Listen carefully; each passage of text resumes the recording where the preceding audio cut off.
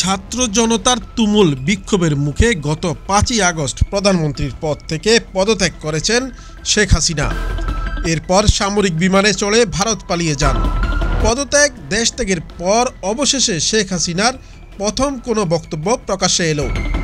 ভারতীয় সংবাদ মাধ্যম দ্য প্রিন্টের খবরে বলা হয়েছে, আওয়ামী লীগ নেতাকর্মী ও সমর্থকদের উদ্দেশ্যে বার্তা পাঠিয়েছেন শেখ হাসিনা।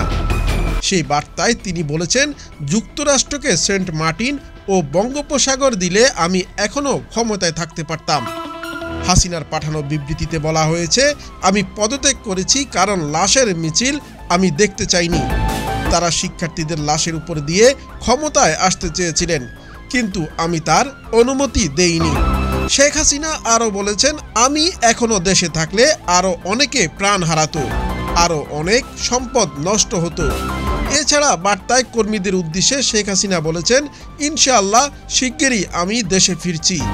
এই পরাজয় আমার, কিন্তু এই বিজয় জনগণের। তিনি আরও বলেছেন, আমি নিজেকে সরিয়ে নিয়েছি। আমি আপনাদের বিজয়ের মাধ্যমে এসেছি, আপনারা আমার শক্তি ছিলেন। এরপর আপনারা আমায় চাননি, আমি সরে গেছি এবং পদত্যাগ করেছি। শেখ হাসিনা আরও বলেন, আমার কর্মীরা যেখানে যারা আছেন কেউ মনোবল হারাবেন না, আওয়ামী লীগ আবার দাঁড়িয়ে উঠবে। এছাড়া আমার ভাষণ বিকৃত করা হয়েছে বলে অভিযোগ করেছেন শেখ হাসিনা।